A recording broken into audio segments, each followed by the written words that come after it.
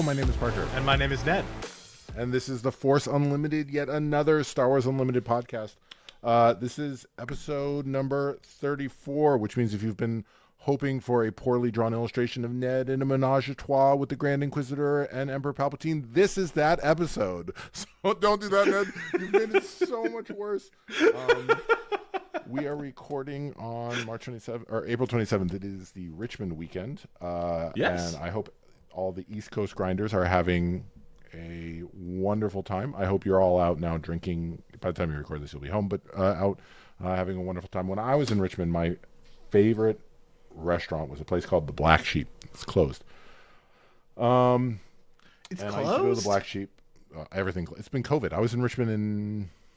I guess you've been to Richmond. Yeah, the Black I've been Sheep to is Richmond, closed. but yeah. The Black Sheep was like my introduction to so many southern foods like chicken livers and banana ketchup and things like that. And Yeah. they made the most amazing sandwiches all named after like, No, those sandwiches were great. Like, I love... I could the wax. Brooklyn, the Wabash. I can still remember the names on the menu. They were so good. And I used to go there because I don't know if you know this, Ned, but you didn't move to Portland. I think I'm allowed to share this until you moved to Portland after 2009. Yes, That's correct. Yes, that is correct. so the state of beer in this country, if you were outside of Portland in 2009, was pretty grim. I'm sorry. Please reach out and tell me about your one favorite microbrew place that was open in 2009. But if you weren't Goose like Island, in the right? Goose Island and Fat Tire. Yeah. Oh, yes, exactly that. So this, coming from Portland, where, I mean, like, we have a lot of beer. It's kind of a thing we do in the rain. Yeah. And I remember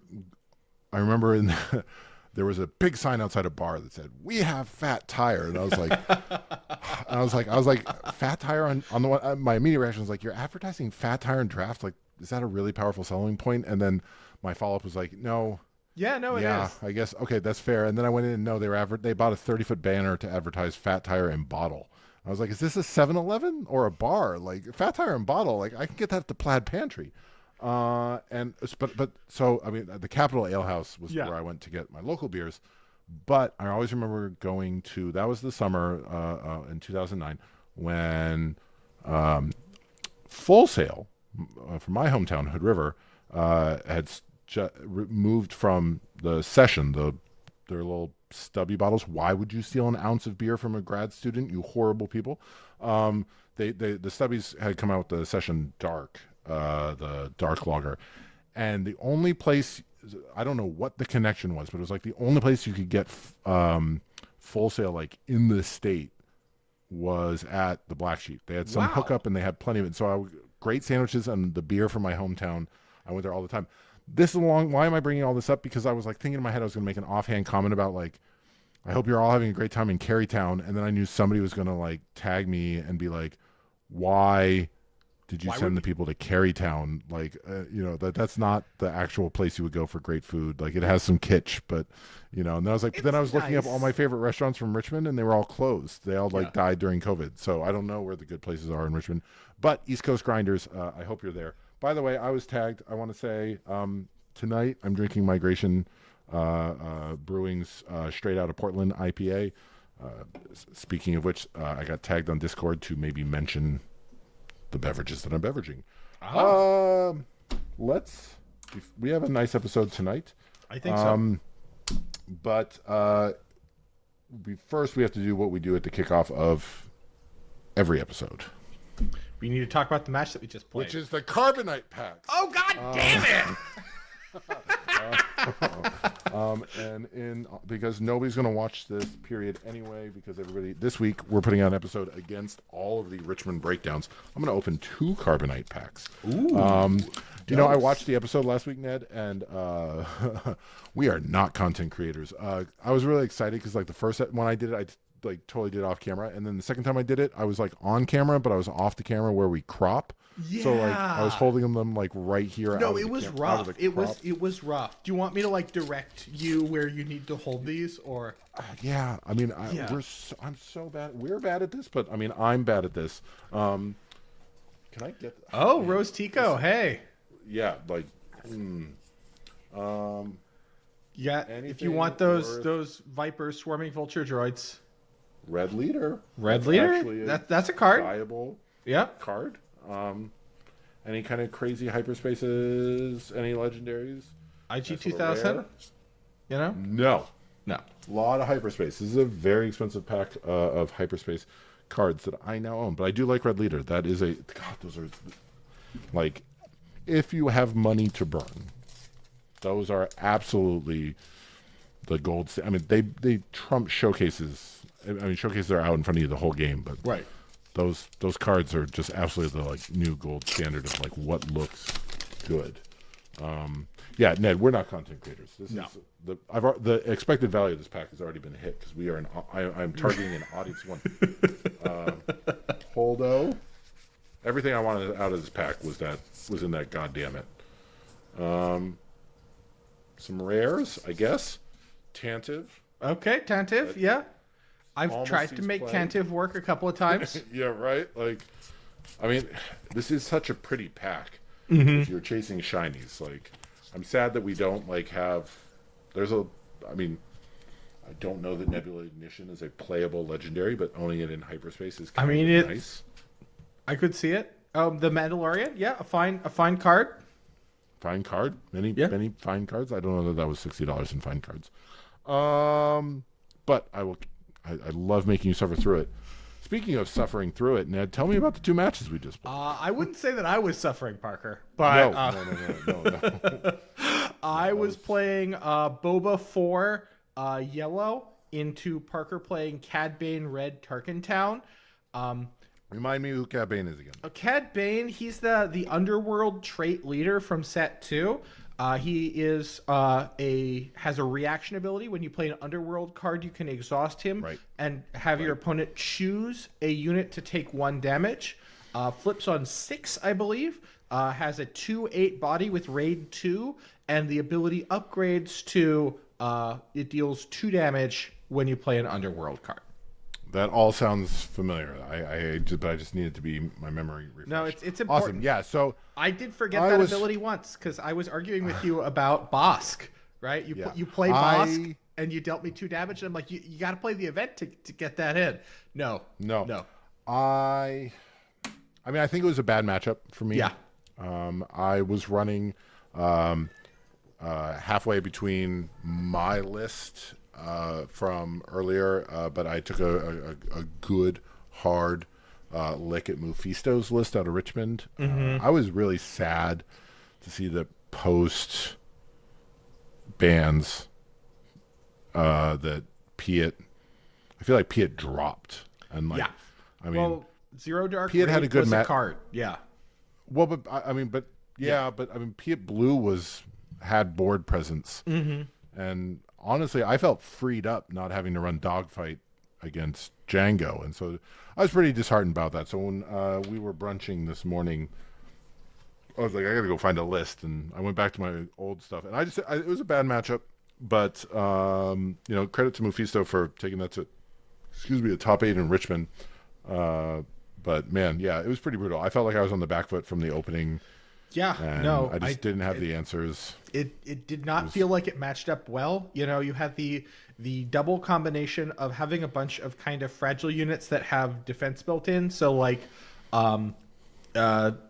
Lurking TIE Phantom is a terrible card to run against indirect. You would assume that it would be like it's the great counter to indirect, but no, it's just awful. Yeah, and then I am always surprised that Boba 4 doesn't do better than he does, given how unpleasant it is for me to play against him. It's almost certainly a skill issue, but I'm constantly amazed that, I mean, I think it really comes down to the size of the butts, right? Like, if you're playing against Quinlan, I don't have a lot of ground presence. Like, I have some stuff, but you have enough, like, reasonably sized ground butts that you can absorb most of the damage, and it's hard for Boba 4 to like get over the top. Like that's the big challenge. I'm running War Juggernaut, I'm running IG 2000. The juice which you didn't see that I thought was going to show up and be your tech that wasn't tech. Yeah, my non-tech was Unnatural Life.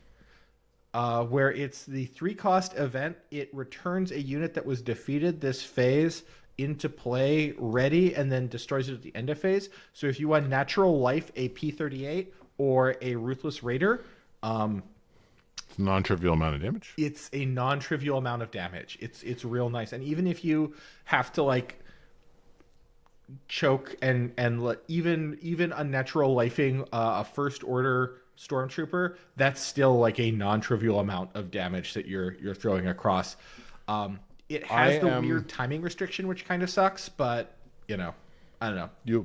You'll get around it. I mean, you didn't. I didn't see it. I would have been crankier if I had seen it. Right? That would have been a kind of moment, flipping the table. But we can get into our episode. Warning, dear listener, this episode has no math. So if you're interested in the math, then that's all she wrote, and we'll see you in a couple weeks.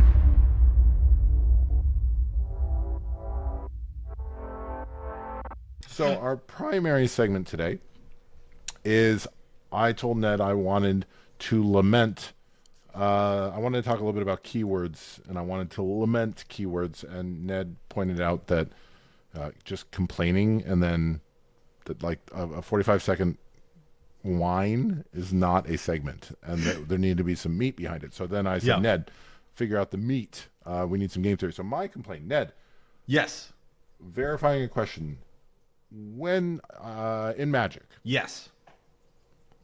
Magic has keywords. Magic is a game that feels like a point. It has both keywords and ability words, which we can get into the substance of later, but not important. Yeah, so, let's get into the substance because I don't know what that means, but they exist, right? Yes. And I'm a big. I was always a big fan of like French vanilla. I always thought that idea of magic in Magic. If you're not familiar, those are cards that only vanilla cards are obviously cards with no keywords. French vanilla is the ones that have, or they do have ability text, but they only have a single keyword or ability word. They just can only have keywords, right? Yeah. Right. They can have more than one, but they can't have any that is text. correct. Yeah, you could be flying in first strike, and that is still French vanilla. A French vanilla card, and I've always been a fan of those. And so Magic, my question is, so Magic has rotation. Yep. So new sets get released in Magic. My understanding is on a weekly basis. So a new set comes out.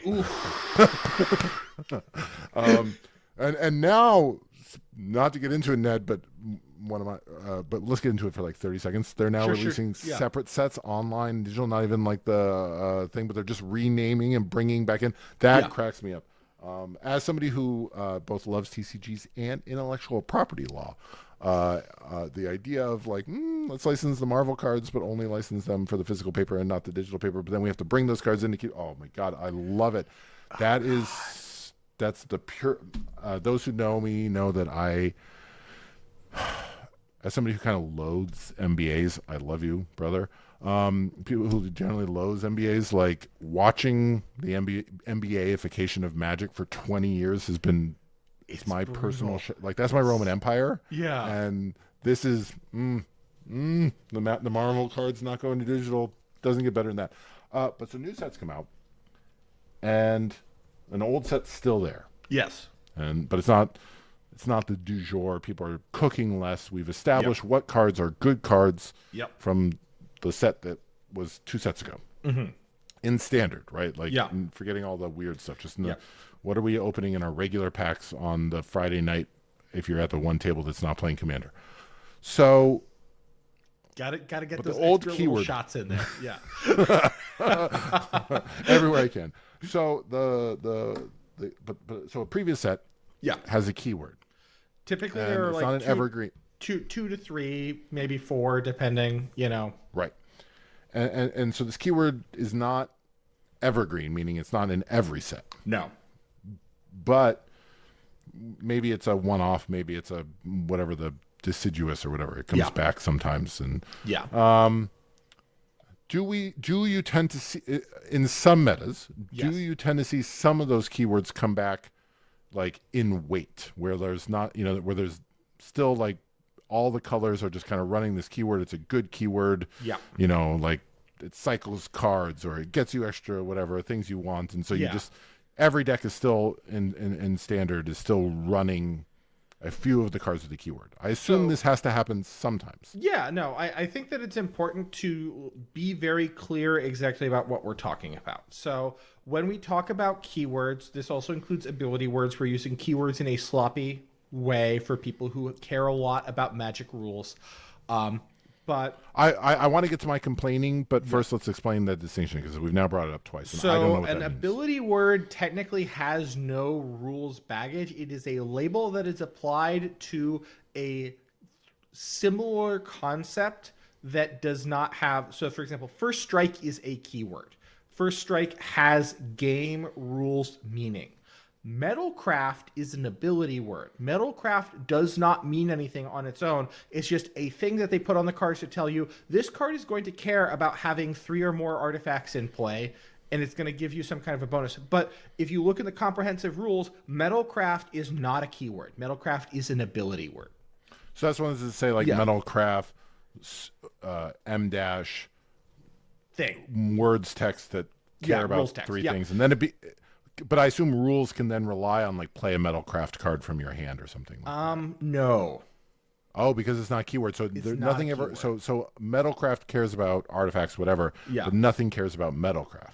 I believe doesn't that is actually- the case. I'm not Okay. 110%, but my understanding is that the ability word, the text on the ability word has no rules meaning. It is there to So it's mostly help just there you as a the shorthand player. of we're reusing this phrase, but we're not going to use the exact phrase. Yes. Like first strike. We're gonna use if you have 3 or more artifacts in your blah blah blah, then and then the then You is get a something benefit. wildly different every Yeah, time. yeah. And the benefit could be anything, so we can't template it. Okay. Yeah. But metalcraft is telling you This is going to care about having 3 or more artifacts, so or play some having this much artifacts. life or having this much thing or Yeah. okay. So I care Get a to little your bit less complaint. about ability words. Yes. But no. So okay, we've explained. My complaint is we're in set 4. Yep. Shadows, our second set, had 2 keywords, exploit and bounty. You And- mean not exploit, but Smuggle and bounty. smuggle and bounty. then Yes. Our third set, Twilight, had coordinate and exploit. and exploit. Yep. And then This JTL, set. Yep. Gems of Lightspeed. Indirect Pilot. damage is not even an ability word. It's just a new cool thing. Yeah. But we have pilot, which Yep. is essentially a keyword. Yep. That is 5 keywords, it's too early to say with pilot. Sure. But I think because, I mean, and looking ahead to Legends of the Power, it looks similar to like indirect, where there's like a thing that's going on, Yep. like a cool mechanic, but it isn't a keyword. There may be room for a new keyword, but We'll find out. It seems to be just all going to be. I think if No, the there's force is with hidden. Hidden is the new keyword. oh, hidden. So Yes. there is a new keyword. So we'll find out the extent to Yeah. which hidden is relevant.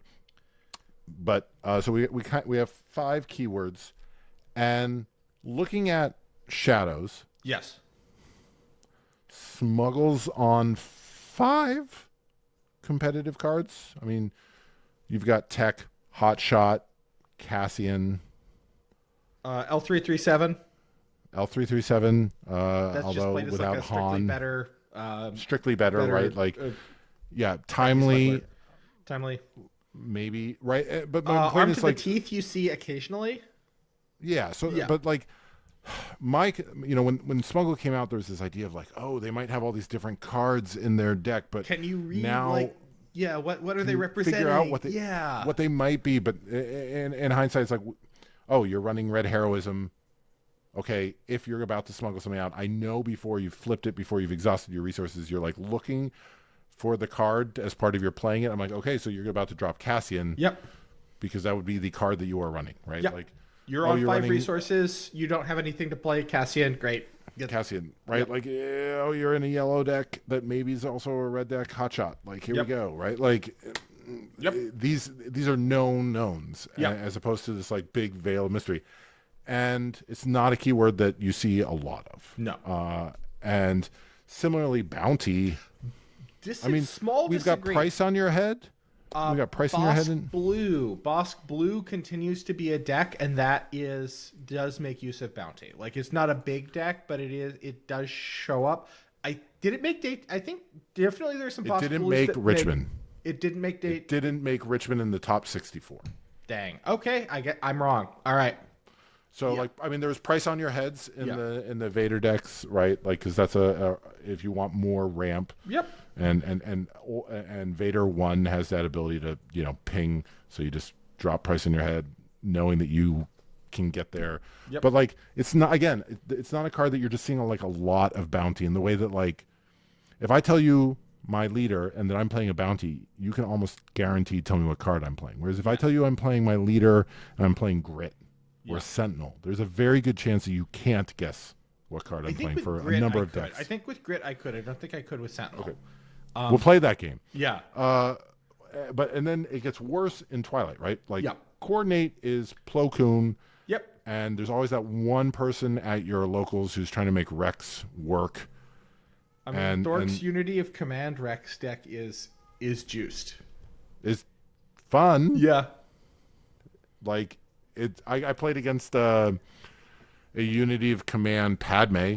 Yeah. And like it was wild seeing the amount of draw that deck was doing. But again, it's not like there's not a lot of it. You're not seeing like outside of Plo Koon, like basically nobody's running Coordinate. Nope. And Exploit, again, probably 5 meta relevant Coordinate or Exploit cards. Is it 5? It's Geonosis Patrol Fighter, and then like what else? Invisible. Oh, yeah, Invisible Hand. Some love. Yeah. There's Richmond. We had a non-trivial showing of with a Malevolence. Like, there's a couple, right? Like Dooku showed up in the top 64 at 2 decks. Nice. 2 decks in the Unit so Dooku. Like no. Oh, Leader Dooku. Face of the Confederacy. So, but it doesn't have the prevalence of like Shielded. No. Right. Yeah. And it doesn't have the prevalence of Sentinel. And I have to assume that there are keywords in a set from Magic, the previous set from Magic, that show up at the same rate as Evergreen keywords in the next set. Sometimes. Yeah, sometimes. Not all of the keywords. Yeah, not I'm all. saying some keywords and some metas show up, and we've yet to really see that. And so my complaint is, I feel like Fantasy Flight is overvaluing these new keywords. Yeah, I think they are. And I think that there was that mea culpa that they had about like they're not sure. They played very conservatively, and I think it's right with the power level of new cards, such that Tyler's article, absolutely. And I'm not dunking. Yeah. We talked about threading that needle. Yeah. Like looking at the Richmond meta. The Richmond meta is diverse. Yes. Like the game, as far as designers going, the FFG team is hitting all the notes, right? Yep. Like they've got a diverse meta. They got people showing up. Yep. JTL is an exciting set. People are getting pumped to see the Legends of Power, right? Like we are, they are hitting it on both like flavor and like diversity of the meta. Yeah. So I can't speak to the economics, but whatever. I mean, I just opened 2 Carbonite packs, so clearly things are fine.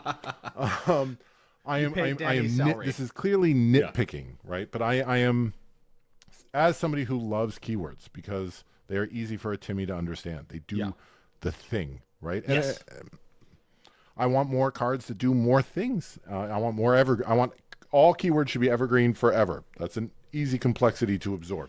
That's my stance. Yeah, no, obviously. I'll die on that hill. Just as soon as you print a keyword, just make sure there's at least one card in every set going forward that has that keyword. But I mean, I want to see, like, I will throw a party, and probably a party of 1. It'll have a Tostino's party pizza of 1 when a keyword returns. Okay. When a non-evergreen SWU keyword returns, which I don't know when that'll be, and I don't know what the keyword will be, but it has to happen. Yeah. Right? No, obviously. Yeah. That is on a long enough timeline. That is an inevitability that some keyword that was in one set and disappeared comes back. I'm gonna be pumped. But my complaining. Wow, I said this was gonna take like a minute. My complaining is turning into its own segment. Yeah. My complaining is, why are none of the keywords that we're seeing like good enough to just continue existing on their own, or good enough to really be a build around deck? Okay. So I feel like we're yeah. getting neither of those things. So let's try to like parse this argument apart. So, um, we've established that there are cards with keywords that you do see in decks going forward. It's just that the prevalence of these cards is such that you basically a deck will run maybe one or two of these cards, but they're not necessarily running them for purposes of doing the keyword thing. They are running them because they are good cards that fit in the deck. So to Like the use perfect the example, I think, is Plo Koon. Plo Koon. Yeah.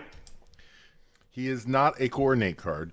He is a 5 cost 3 ambush Yep. who is often but not always 6 instead Yeah. of 3. But you're not like there's no Johnny So scheme you are to not get building to a 3 core. units. Yeah, your complaint is people are not building coordinate decks. People are not building smuggle decks. Is that I'm just trying to understand because No. we do see No, these I mean, cards show up. Yeah.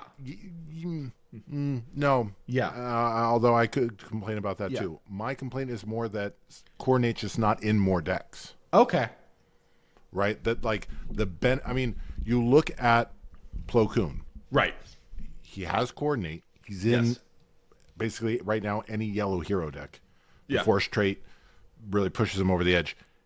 You're going to run him. Yeah. If you're in yellow hero, you're going to probably almost not certainly, but there's a high likelihood. Plo If Koon's you are gonna getting get in up to like 6 resources and you want to tussle on the ground, having Plo Koon seems like an obvious. So he's a card that just stands alone. Yeah. With coordinate, and Yes. I'm nobody's building shielded decks either. I but mean, we see Gar shielding. Saxon is arguably a shielded deck. Sure. Okay. Yeah. Nobody. But we don't have like in the same way like Sentinel decks. Like, Right. We don't have we don't have restore decks. Like they Yeah. are. There's a lot of good cards. That, Okay. You know. So I think I just wanted to kind of pull this out because I wanted to understand kind of the center of this. And the idea that I think you're hitting on is the decks that are being built are not synergy decks. They are decks that are built around cards that are already good, right? Like That's part of it, but again, Yeah. I think the core of my argument, and I want to get into why are this because I think synergy would raise it, but is why are the new keywords not standing level to level with the Spark Evergreen keywords? Right. And I mean, to the point that you are making, so let's look at Plo Koon specifically because we pulled out Plo Koon as like the emblematic case. I'm going to use Plo Koon. We're going to talk about also the Hotshot Blaster because I think that these are two cards that I'm very familiar with.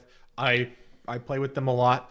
I hate them. Yeah. Yeah, I like them. They're good. They're good. No, I'm just on the receiving end of them a lot. Oh yeah, no. Okay, fair. So people are playing Plo Koon because Plo Koon is a good card. People are not playing Plo Koon because they are trying to turn on coordinate, right? Similarly, people are playing Hotshot. Hotshot because why do I always think holdout? Whatever. People are playing Hotshot Blaster because it is a good card. They are not playing it because it is a smuggle card, right? Although, I mean, the smuggle makes it good. Right. Like similarly, like with Plo Koon, the coordinate, like you would not, if Plo Koon did not have that coordinate text, you would not play him because he would be understated.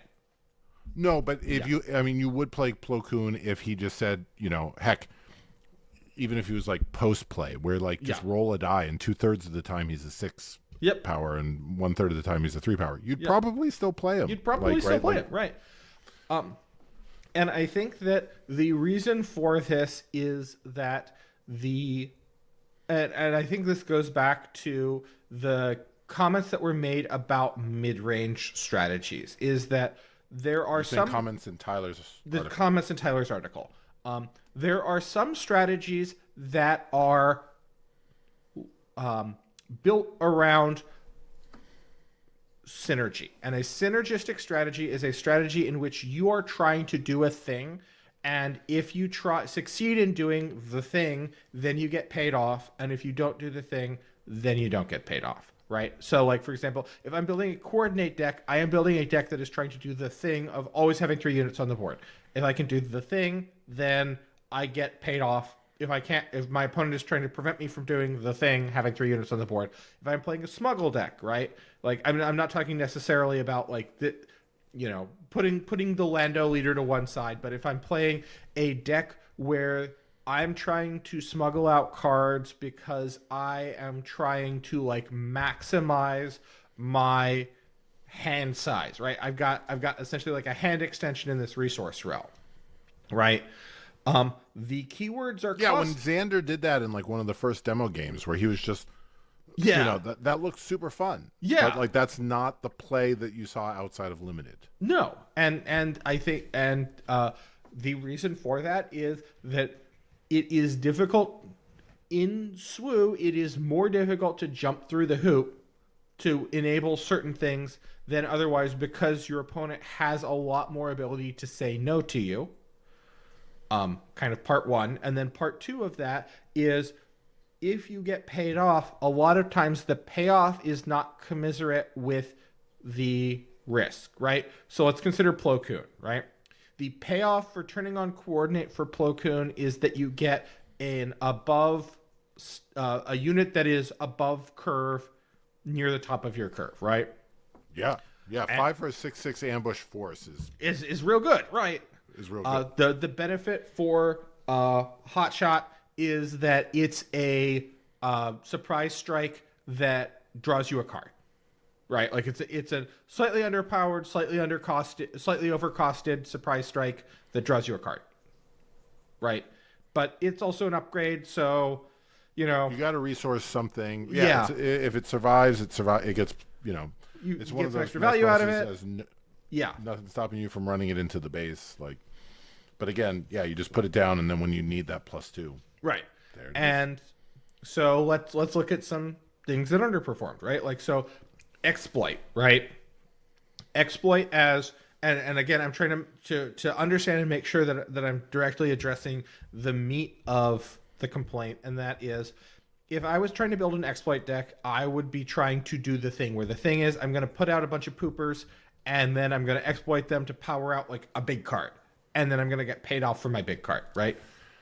Yeah, but I mean, you don't even need an exploit deck. If there was a card that was forget exploits hard, right? Because exploits, there's not a lot of variability in the rider of exploit, right? But if you had a card that was, but you look at Plo Koon, right? Plo Right. Koon isn't trying to build coordinate, Yeah. and but you could have more cards, right? That were like my complaint. I feel like is that either you look at like coordinate across the Right. board, they're not, and it's an easy one because it's just either the cards are not good enough without coordinate Yep. to merit play, and like, or they're not good enough to jump through the hoop. Right. Like after you get the coordinate bonus, you look at Plo Koon, Right. 5 for a 3/6 Six ambush. ambush force. Not probably not good enough, but you're not super sad about it. Right. Like that's a limited fine, right? And but then the top side is huge, Right. and so you take it.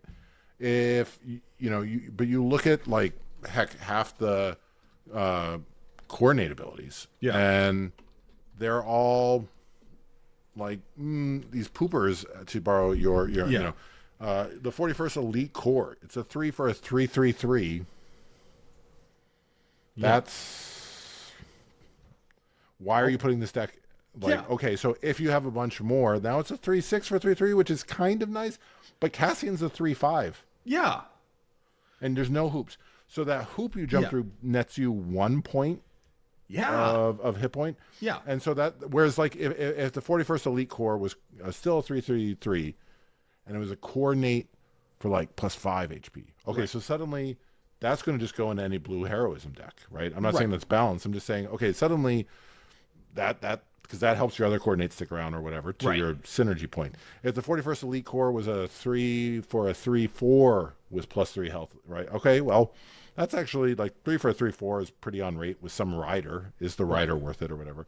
The problem is 3 for a 3/3 is not good enough. It's fine. And jumping Yeah. through a hoop for a 3/6 is like, why not just run a 3/5 where the consistency is key, as you have taught me. Yeah. Like, So in my mind, so the problem with coordinate is that almost all the cards they have made are both not quite good enough without the hoop, and Yeah. also not good enough to make the hoop worth it. Now, so what ends up happening is the only cards that are getting played with coordinate, Plo Koon, is the one that's actually just like reliably good enough on both sides. Like the equation Right. math adds up. Yeah. So, but I mean, to kind of push back against this a little bit, the vast majority of cards that are printed in any set are not going to see play. The reason why they're not going to see play is that they are for limited. They are for Twin Suns. They are, for decks that ended up not quite being good enough. That is the math of a TCG. They are for somebody, they are not for competitive premier play. So, stipulating that, we're gonna, I would say, in other card games, there is a tendency for the vast majority of abilities to be basically dropped, right? Like you will see play with one or two of them because they are good on rate, right? I think the other thing is the degree to which there is hoop jumping is different between different games. I would say that a lot of the abilities that we have seen involve some amount of hoop jumping. And that's good. That's normal, right? Like you want to make the player have to do something weird in order to get paid off, right? So with coordinate, Well, yeah, but like you can find. But my point is like yeah, sets later, we have, we have Spark Rebellion Sentinel cards. So Yes. 3 sets later that are still showing up. yes, Right. And we also have Sentinel cards in JTL that are seeing competitive play. yeah, But so it's that all those Spark keywords are not falling off. yeah, because they're So because they're evergreen, right? So like every set is going to have more cards, and so you're increasing. no, not the keyword obviously isn't falling off. But I'm saying there are cards with the keyword that are Yes. not falling off. They continue to be seen. Yes. Continue. Whereas you're not really seeing that with like bounty, right? Right. Like bounty's got, again, I feel like upwards of 5 bounty cards were played at Richmond. Yeah. Yeah, some number of people played that the one cost 2/3 heroism yellow Oh yeah, sure. bounty boat. Yeah. Yeah, Yeah. like again, right? If it fits into your package, but it's so slim, and Yes. yeah, in theory, you end up with like I think a lot of decks like you do see restore decks, Yes. right? Maybe not super competitively, but they're part of a like blue heroism package. Yeah. Right?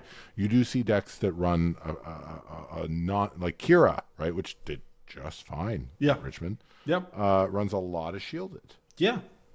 Right, and so those keywords, cards with those keywords from Spark continue to rate.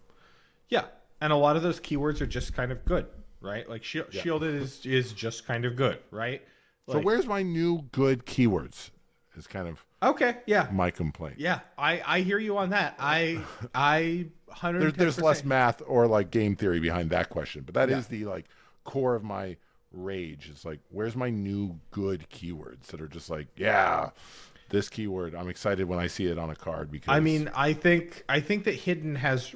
I mean, in order for a keyword to be good and show up enough, it needs to be either something that is going to feature into the main kind of interaction points of the game, or it needs to be a keyword that is sufficiently powerful, like that getting paid off for doing the keyword thing matters, right?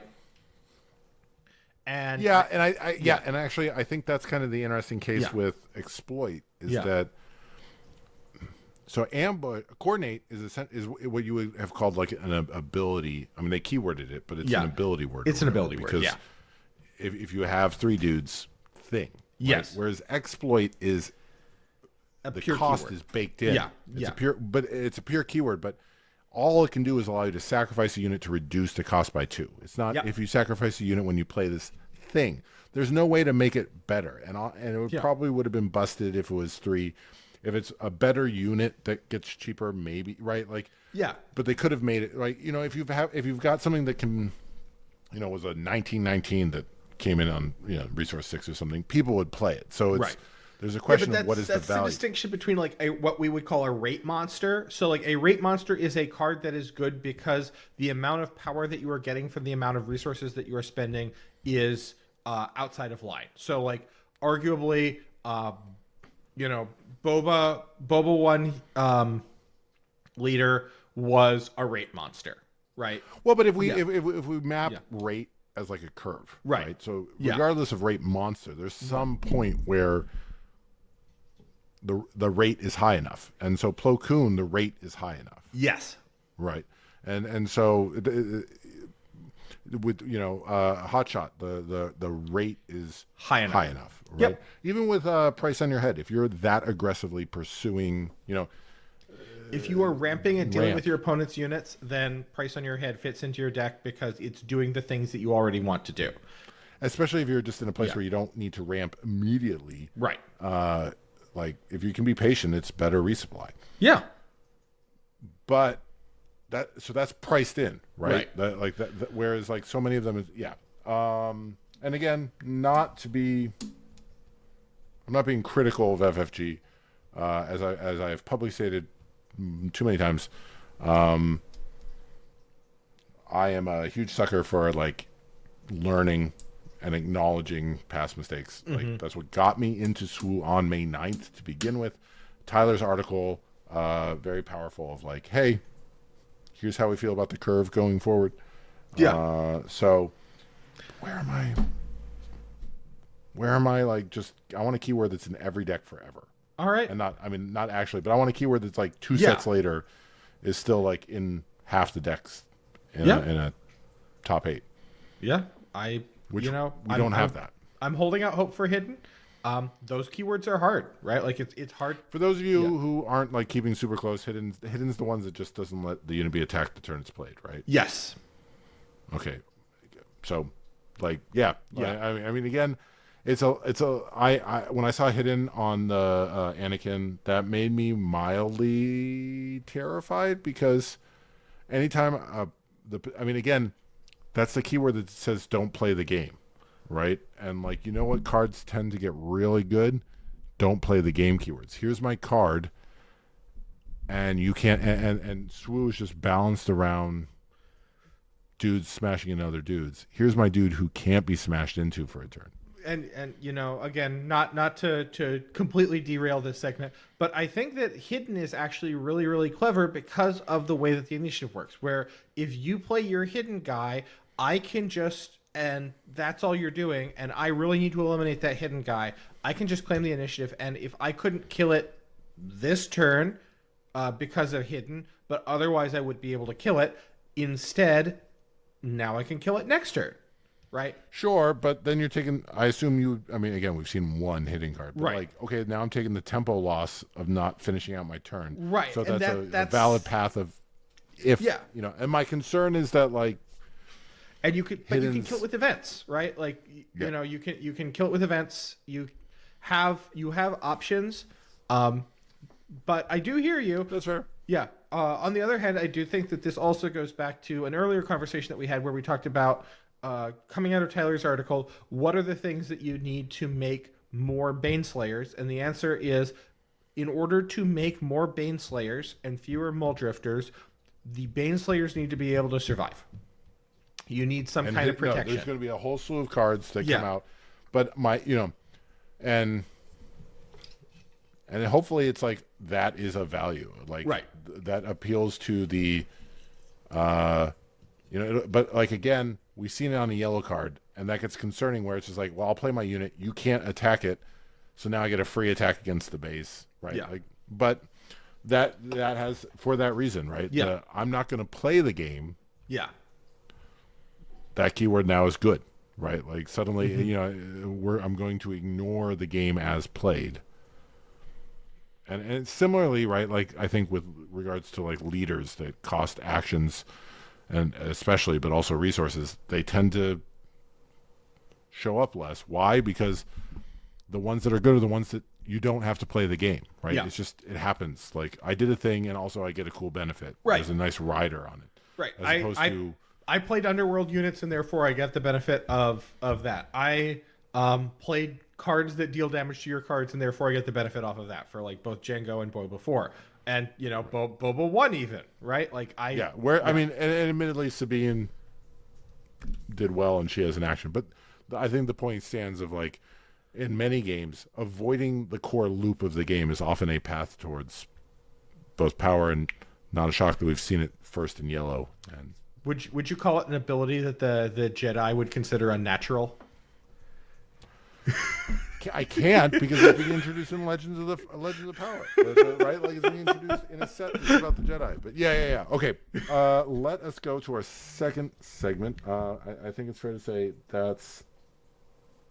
I mean, I think we've established how the Force works, haven't we, Ned? I feel like we have, and the way in which the Force works is not as was previously described or stated. Would you? That's not how the Force works, Parker. Thank you. That's not how the Force works. I don't have mailbox questions because I don't monitor our mailbox net, but I'm assuming the fact that it's on the list of things we're going to talk about tonight means we have mailbox questions. Yes, we had a email from Jennifer. Jennifer was asking about running GI in the current meta as like a rogue deck. Yeah. I've got the short answer, and then I've got the longer answer, and the longer answer I think is more interesting. So let's start off with the short answer. The short answer is I do not recommend GI in the current meta. As a longtime GI stan, I feel like GI is poorly positioned in this meta, and you're going to have a bad time if you try and run GIs. These tangent. What do you attribute that to? I suspect it's a combination of Tarkin Town. It's primarily Tarkin Town. It's Tarkin Town and pings, right? Like Tarkin Town being popular means that you can't get with GI. You are paying unit HP in order to get tempo, right? If you're slower out of the gate because Tarkin Town removes the first thing it can that's of value, right? Yeah, then you're just sitting on all that indirect plus lots of indirect and pings and just there's so much going on that makes having units that have low current HP a liability. Well, if our listeners liked short answers, Ned, they would not be listeners. They would not. What is our long answer? The longer answer is, rather than talking about GI specifically, let's talk about when playing rogue decks makes sense. Right? Like what is the advantage to playing a rogue deck? So I feel like we've talked about this on previous episodes. Yeah. I mean, the primary value of running a rogue deck is that if it's close enough, the idea is that you've got lines on your opponent, but they don't have lines on you. And if you're almost competitively if your deck is almost there, right? Then having those lines is enough for a good player to push you over the edge. We talked about that in the 10s episode. Yes, but just as some additional context and some additional follow-up around this, the benefit of having a rogue deck is exactly as you described. Like, if it is something that you have practiced a lot and it is close to good enough, then you have this advantage of what the deck is trying to do and your opponents don't. And so particularly in like early rounds of the tournament when you're playing against players who are maybe less sophisticated, potentially, you have the ability to kind of claw your way into the mid to high brackets. And hopefully if you're a good enough pilot, you can take a couple of percentage points down into the later brackets. Rogue decks are likely to get you in, or more likely to get you into day 2, but they're converting with a rogue deck is difficult. So, however, there was an assumption there, and that assumption is the deck is close enough to being good, right? And so we're going to talk about what it means to be close enough to being good and how you might know that you are pursuing a line of inquiry that seems to be having success. And I think this is so essentially decks that are not the current meta. Yes. Are either most of them just justifiably aren't in the current meta. Yeah. Some hypothetical deck, there's always a deck, the possibility that you have found something that is cracked that has not yet been cracked. Right. Yes. Also, very unlikely. And if, I mean, but and, you have to pursue it. Like I think that. Well, yes, you have to pursue it, but then there's also, Yeah. there's that middle band of decks that are not cracked, Yes. and in fact aren't, say, in the top 8 naturally, but Yeah. for your showdown or your PQ. But if you get the lines on everything well enough, and if it's on dark horse enough, that can push you into a top 8 PQ, where you then get bounced in game 1 against the winner. Ned. Yeah, and it also has like a cycle, and that cycle is that people will prepare for certain kinds of rogue things over time, and then when those things get hated out, they tend to get played less, and then people will tend to find advantages by cutting the things that they were doing to defend against those, and then you can kind of creep your way back in and approach in Magic, like So there's an equilibrium, right? Like Yeah. There's You always know- got to be just so much. Everything, nothing can be truly rogue. Nothing Right. can be truly. There's always one person trying to make it work, so there's always some percentage Yes. value and Right. In Magic the Gathering, like graveyard based decks and artifact based decks have this commonly, where there are powerful cards that will answer them, and people will play them when those decks get played a lot, and then when those decks don't get played a lot, they stop playing them, and then you get to play the deck and you get to take some So wins. the trick is just to be slightly ahead of that Right. ebb and flow. Like get out Yes. while the getting's good, get in before people figure out that it's back. Right. So let's talk about how you might know that your line, that the rogue deck that you are pursuing, that the time is right. So the first thing, How to know if you're cooking. how to know if you're cooking as opposed to just making a mess in the kitchen. Okay. Yeah. So the first thing Write that that you want to down. do That's is the you want to identify what the meta looks like, right? You need to know what the good decks are. So I think that heading into Richmond, it was difficult to pilot a rogue deck successfully because all decks were kind of rogue decks to a certain extent, right? Like the meta was, nobody knew exactly what the meta was going to look like post bannings. There was an idea that you were probably going to see Quinlan. There was an idea that you were probably going to see some flavor of control as a way to prey upon the Quinlan decks, but then there were a bunch of open questions like, was Han good enough? What, even post DJ banning, was Han still like a good enough deck to rumble? The answer is yes. The answer is empirically yes, but it was a question. There was a question about like what flavor of control were you likely to see? Were you likely to see blue-based control with Kira? Were you likely to see a even harder control with like Bosk? Were you likely to see a more unit-based control with Palpatine? And the answer seems to be Kira. But when you're in this kind of an environment where knowing what the threat profile is, you want to generally be playing cards that are just strong, right? And your rogue deck generally is not playing cards that are just strong, because if they were playing cards that were just strong, it probably wouldn't be a rogue deck. When you are playing a rogue deck, you are playing something that is trying to do something weird, and something weird is generally not in and of itself strong. So like going into it, I would say that like the Unity of Command combo deck with Rex might be a good candidate here, because so let's look at like GI and the Rex Unity of Command deck as two examples of rogue decks moving in. So the first thing you ask is the meta settled? The answer is not really, but we know enough to identify some top decks. The second question you should be asking yourselves are, am I able to make am I already being hated out incidentally by what the top decks are playing? So I think that GI and Rex both are being hated out incidentally. GI is being hated out incidentally because there's a lot of just pings in Tarkin Town and general things that are good against units that are taking damage and don't have a lot of health, right?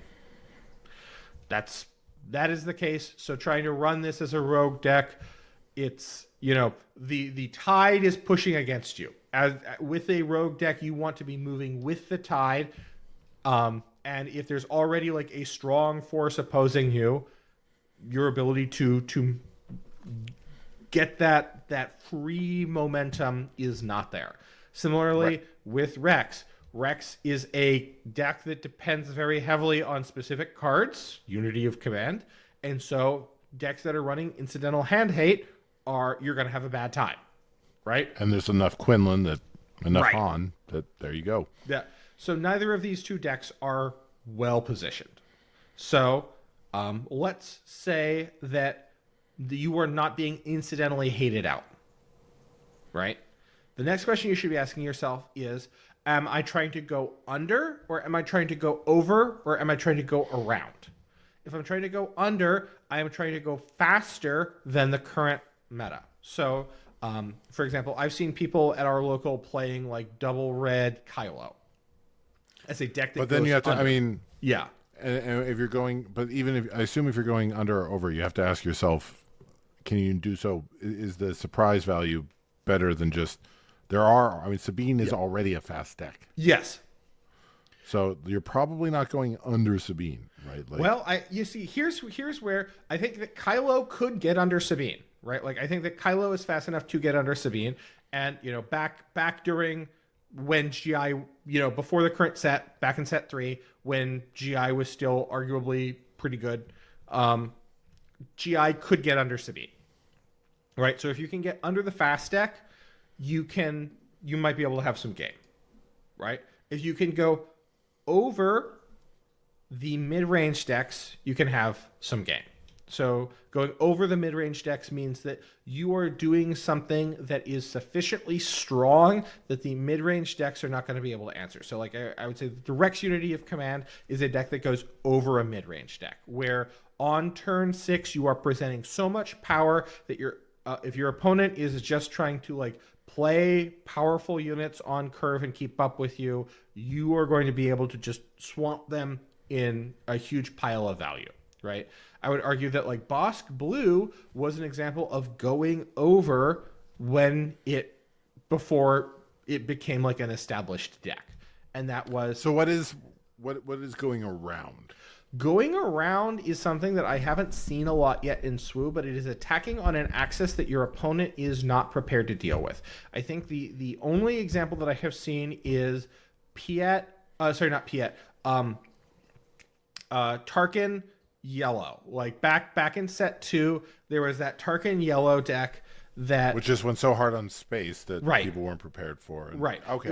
It was attacking on an axis that your opponent is not prepared for. So you've got the two arenas. I would argue now that there are enough both ground and space decks that in general, like you're not going to be able to arena dodge your opponent. Space is not an around arena. It's right. just the other arena. It's just the other arena.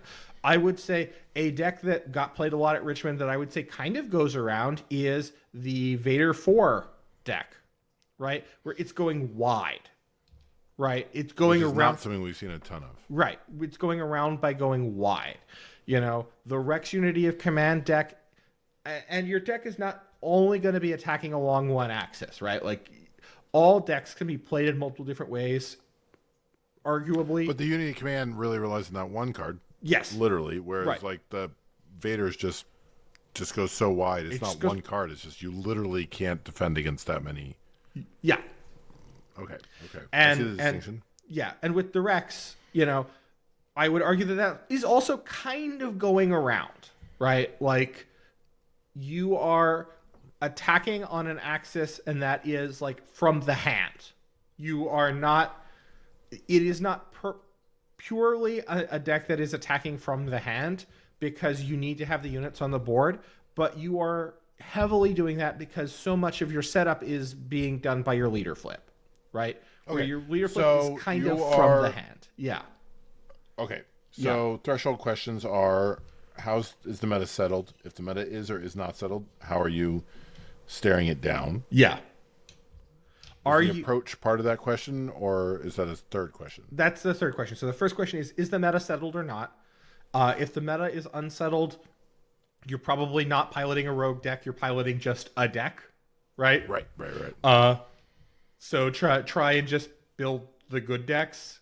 If the meta good stuff, yeah. Yeah. All right. If the meta is settled, if the meta is settled, are not are you going with the tide or against the tide, right? Like is the way that your deck operates being incidentally hated out? If the way your deck operates is being incidentally hated out, Don't. It's just a bad deck. It's just a bad. It's So a bad deck in the current. It might not be like in the current meta. yes, To come yeah. back. So then the third question: you're not incidentally hated out, but you are not the meta. What is your answer to the meta? Are you going under, over, or around? Right. And Okay. you know, if you are trying to go under, in general, you want to make sure that you are going under the fast decks, but are being able to have enough game against the mid-range decks. Like, ask yourself the question of, if I'm going under, can I win against an aggro deck? Can I win against like a mid-range deck? And then can I win against a control deck? If I'm going over, Okay. you ask the same question.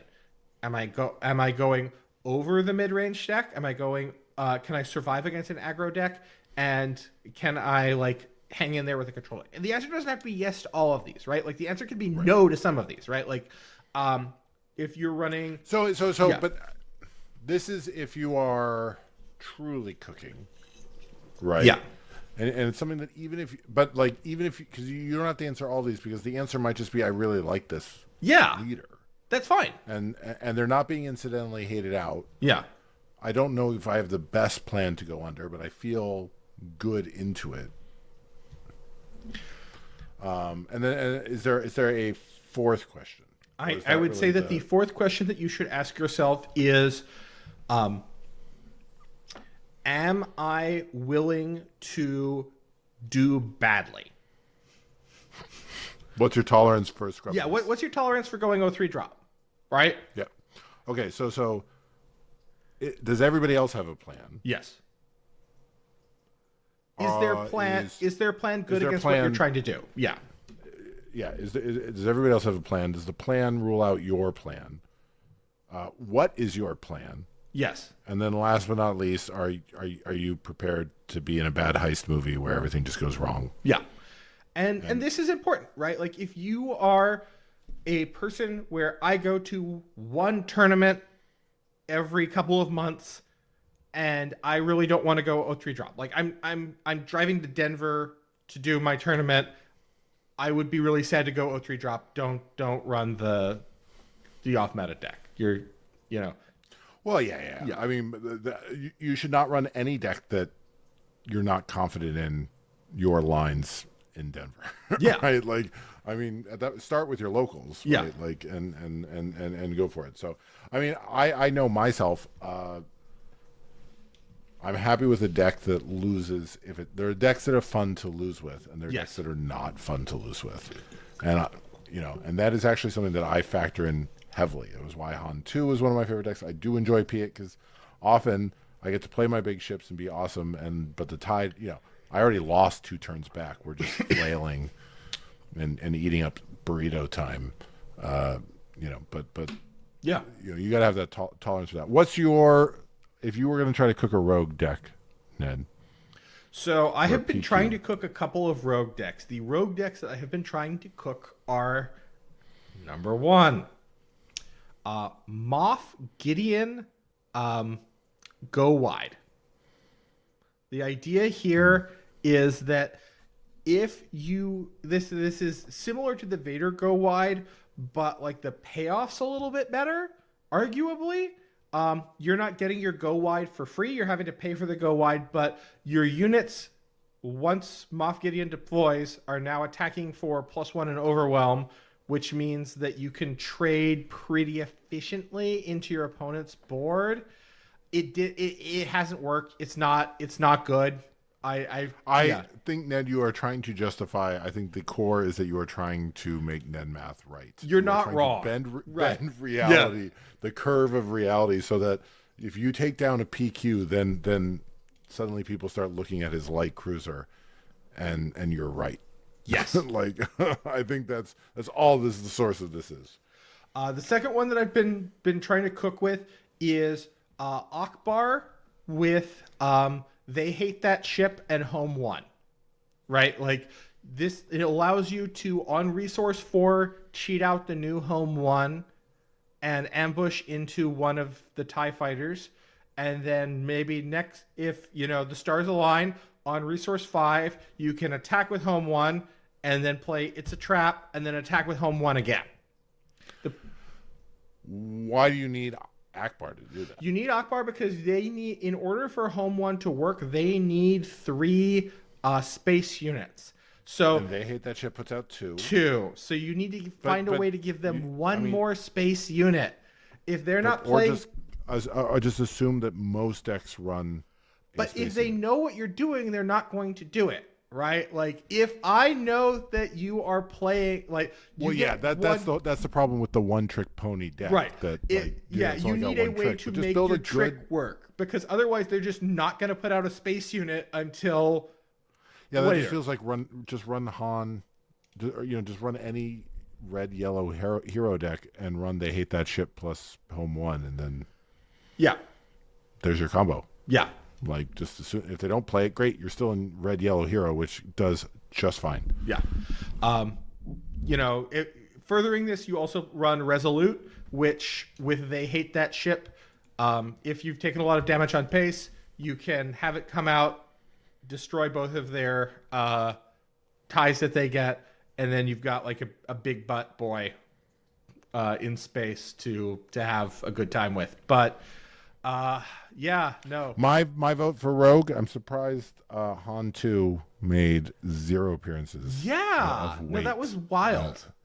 I think that it's I wasn't expecting Han 2 necessarily to take it down, but like the fact that like we have multiple people showing up with Dooku, right, and Iden Versio, and nobody showed up with Han 2, kind of. I don't know if it breaks my mind or it breaks my heart, but I think I definitely people feel are afraid broken. of that same thing about swimming against the tide. Is that because, like, yes, you get to dodge Quinlan, but you do not get to dodge Tarkin Town, and you do not get to dodge Cad Bane.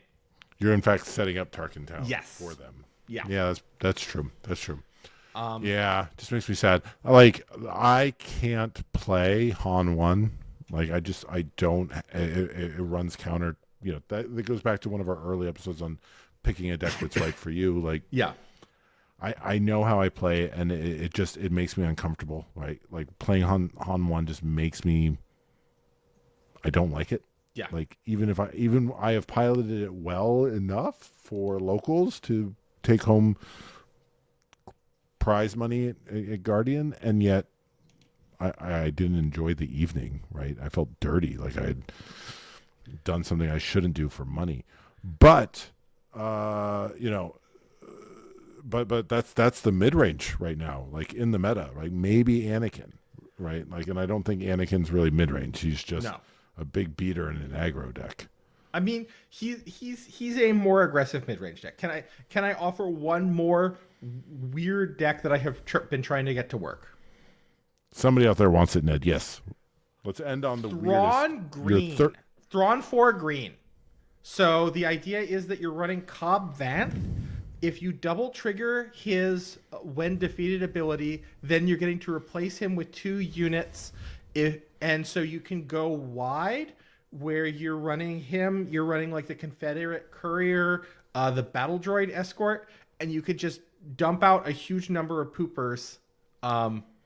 So I'm going to go out on a limb here, Ned, and I'm going to rain on your parade. I think of your 3 weird decks, that one's just a failure. Like, Thrawn is actually like a really, like, I don't know if you know this, really popular character in Star Wars. People love Thrawn. Yeah. And I think people he's overcooked, and I just don't think he's there. I think he will come back through rotation. He is in a March set.